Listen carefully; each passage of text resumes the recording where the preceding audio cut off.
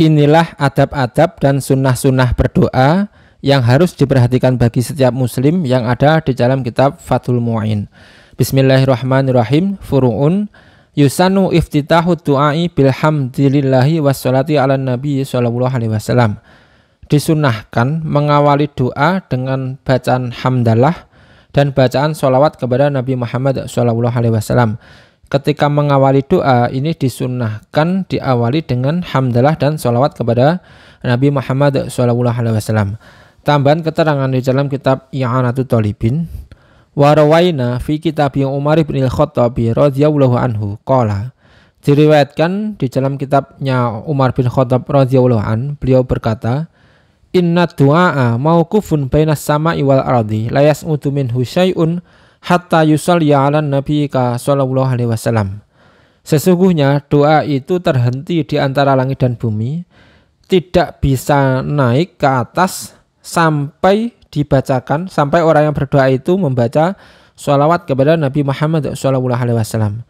Sebelum orang yang berdoa ini membaca sholawat, maka doa ini tidak bisa naik ke atas, terhenti di antara langit dan bumi.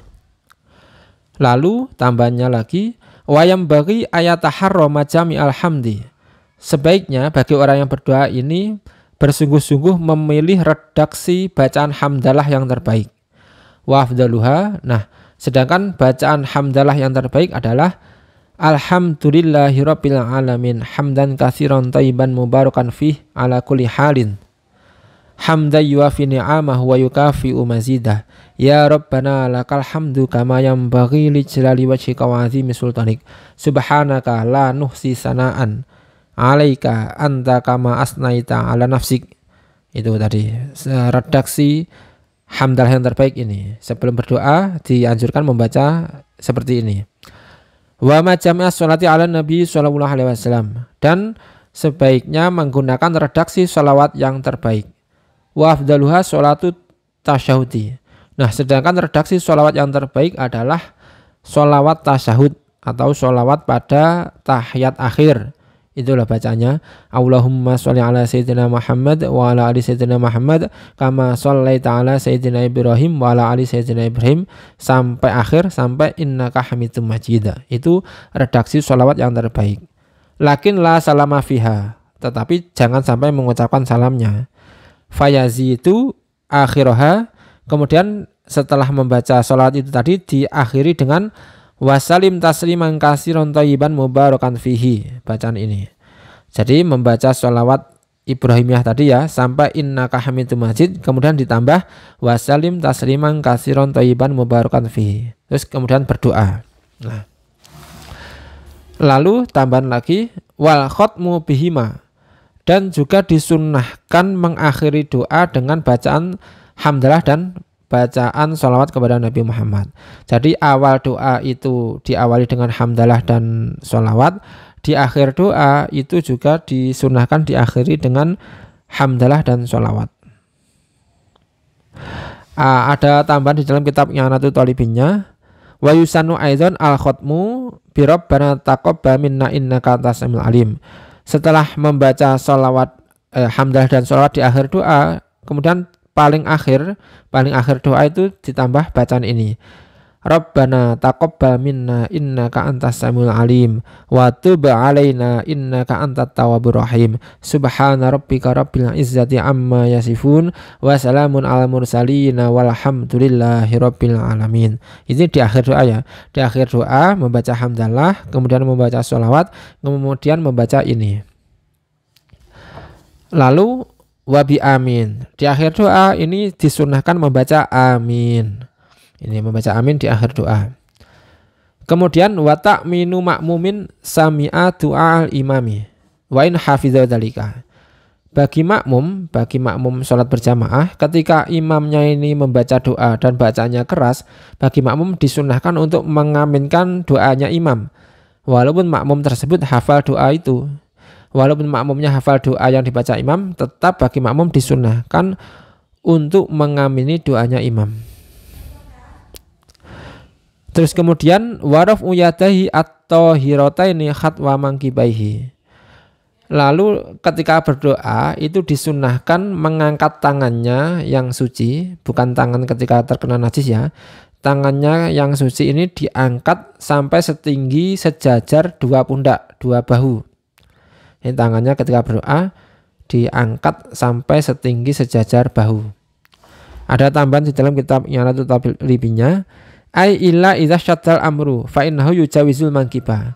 Kecuali ketika ia berdoa meminta sesuatu yang sangat dia harapkan segera terkabul, maka boleh sampai melebihi pundak, sampai melebihi bahu. Jadi tadi ya, sunnahnya berdoa itu tangannya diangkat sampai setinggi bahu, kecuali ia menginginkan sesuatu yang segera terkabulkan, maka sampai diangkat lebih dari itu. Kemudian wa masul wajhi bima ba'dahu. Disunahkan mengusap wajah dengan kedua tangan setelah selesai berdoa. Itu disunahkan mengusap wajah. Kecuali doa-doa yang ada di dalam sholat seperti doa kunut ya. Doa kunut itu tidak disunahkan mengusap wajah. Wastiqbalul kiblati halata dzikri wa du'ai in kana munfaridan aw ma'muman. Nah, bagi orang yang sholat sendirian atau bagi makmum, itu ketika berzikir dan berdoa itu disunahkan menghadap ke kiblat. Disunahkan menghadap ke kiblat. Lah kalau imam bagaimana? Amal imamu idza taraka qiyama min musallahu alladzi huwa afdalu lahu fal afdalu ja'lu yaminihi ilal ma'mumina wa yasari ilal kiblati. Qala syekhuna walu fit du'ai. Sedangkan imam ini yang lebih utama menghadap ke arah bahu kanannya ke arah makmum, bahu kirinya ke arah kiblat, atau dalam konteks Indonesia ke arah utara. Bagi imam itu disunnahkan menghadap ke utara ketika zikir dan berdoa. Berbeda dengan makmum dan orang yang sholat sendirian, ketika zikir dan berdoa disunnahkan menghadap kiblat. Kalau bagi imam ini disunnahkan menghadap ke utara. Kecuali ya, wa mahalu dzalika idza lam yakun khalfahu nisa. Dengan catatan ketika di belakang imam itu bukan wanita, bukan makmum wanita. Kalau di belakang imam ini makmumnya wanita, maka tidak disunahkan menghadap ke utara, tapi disunahkan menghadap kiblat. Jadi bagi imam perlu diperhatikan, kalau di belakangnya ini jamaah laki-laki, ketika zikir dan berdoa disunahkan menghadap ke utara. Jika di belakangnya ini wanita, maka tetap disunahkan menghadap ke kiblat ketika zikir dan berdoa bagi imam. Ada tambahan lagi, kenapa tangan ini ketika berdoa diangkat ke atas menghadap ke langit, tangannya dibegarkan jada ke langit? Wa hikmatu raf'i ila samai annaha qiblatu du'ai.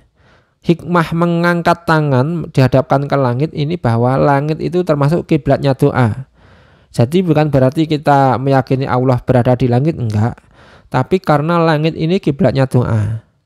Wa mahbatu rizki wal wahyi wa rahmati wal barakati. Dan langit ini tempat diturunkannya rizki, diturunkannya wahyu, diturunkannya rahmat dan barokah. Itu bukan berarti kita meyakini Allah berada di langit, enggak. Tapi karena langit itu kiblatnya doa, tempat diturunkannya rizki, wahyu, rahmat dan barokah. Nah, demikian penjelasan-penjelasan tentang sunnah-sunnah, adab-adab, dan anjuran-anjuran ketika berdoa yang ada di dalam kitab Fathul Mu'in dan syarahnya kitab I'anatul Talibin.